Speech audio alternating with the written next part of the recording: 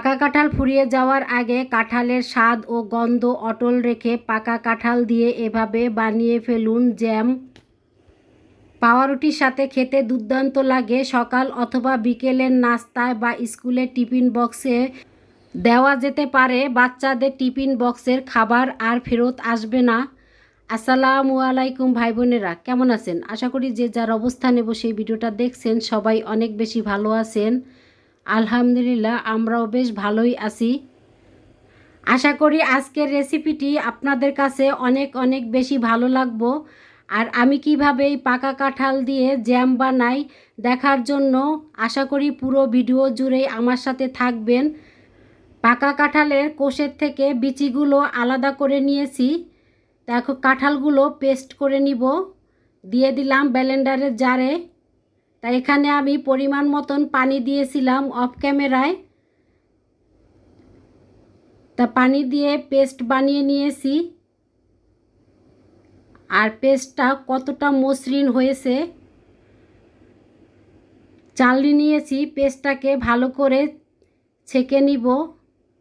তা ভিডিওর এই পর্যায়ে এসে যে সকল ভাই বোনেরা ভিডিওটা দেখছেন প্লিজ ভাই বোনেরা একটা লাইক দিয়ে দিবেন। আশা করি পুরো ভিডিও জুড়েই থাকবেন। সত্যি এই জ্যামটা খেতে খুবই মজা ছিল। আর পাউরুটির সাথে খেলে বোঝাই যায় না যে এটা হাতে বানানো কাঁঠাল দিয়ে জ্যাম বানানো হয়েছে। খেতে অসাধারণ। আমার বাচ্চারা তো বলে যে আম্মু অনেক মজা হয়েছে, তুমি আবার এভাবে বানিয়ে রেখে দিবা। তা সত্যি এইভাবে বানিয়ে আপনারা নর্মাল ফ্রিজে 2 থেকে 3 মাসের মতন ব্যবহার করতে পারেন। এই পাকা কাঁঠাল থাকাকালীন অবস্থায় একবার হলে এভাবে বানিয়ে খেয়ে দেখতে পারেন। আশা করি আপনাদের কাছে অনেক ভালো লাগবে। আমার কাছে অনেক ভালো লেগেছে। কাঁঠালের পেস্টে পরিমাণ মতন দিয়ে দিয়েছি চিনি। এখন দিয়ে দিব আমি আগার আগার পাউডার।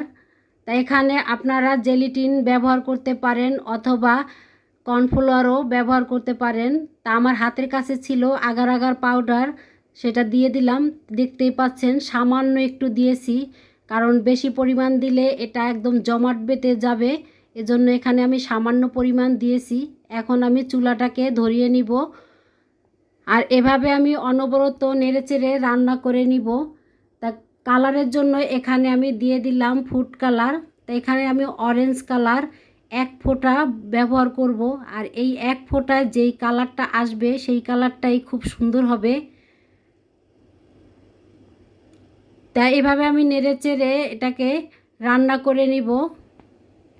অনেক বাচ্চারাই আছে জ্যাম দিয়ে পাউরুটি খেতে অনেক পছন্দ করেন। এভাবে কাঁঠাল দিয়ে তাদেরকে জ্যাম বানিয়ে দিতে পারেন। অন্যান্য ফলের মতন কাঁঠালেও আছে প্রচুর পুষ্টি। অনেকে দেখা যায় কাঁঠাল খেতে পছন্দ করেন না, এভাবে জ্যাম বানিয়ে দিলে তারা বুঝতেই পারবে না এটা যে কাঁঠাল দিয়ে বানানো হয়েছে। এভাবে অনবরত নেড়েচেড়ে রান্না করার পরে কাঁঠালের পেস্টের কালারটা কিন্তু অনেকটাই চেঞ্জ হয়ে গেছে আর অনেকটাই ঘন হয়েছে। তা আমি 3-4 মিনিটের মতন এভাবে নেড়েচেড়ে রান্না করে নিয়েছি। তাই দেখতেই পাচ্ছেন এখন কিন্তু অনেকটাই ঘন হয়ে আছে। আর এটা ঠান্ডা হওয়ার পরে কিন্তু আরও ঘন হয়ে যাবে। তা আমি একটা বাটিতে ঢেলে নিচ্ছি আর ঠান্ডা করার জন্য রেখে দিব।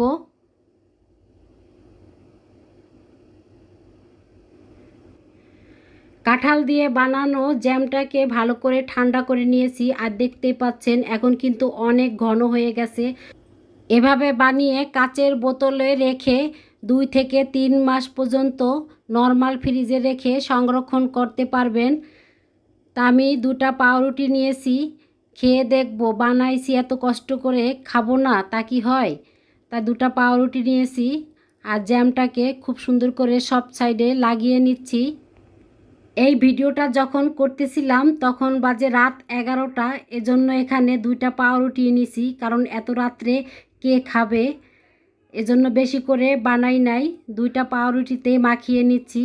আর সত্যি খেতে অনেক মজা হয়েছিল। আর সকালবেলা আমার বাচ্চারা এভাবে পাউরুটির সাথে মাখিয়ে খেয়েছে সকালের নাস্তাতে। ওরা খেতে ওদের কাছে খুবই ভালো লেগেছে। আপনারা একবার হলে এভাবে বানিয়ে খেয়ে দেখবেন, সত্যি অসাধারণ। ভিডিওটা যদি ভালো লেগে থাকে তাহলে আমার চ্যানেলটি সাবস্ক্রাইব করতে পারেন। আজকের মতন এ পর্যন্ত, আবার দেখা হবে নতুন একটা রেসিপিতে। সেই পর্যন্ত আল্লাহ হাফেজ, আসসালামু আলাইকুম। সবাই ভালো থাকবেন, সবাই সবার জন্য দোয়া করবেন। কেমন?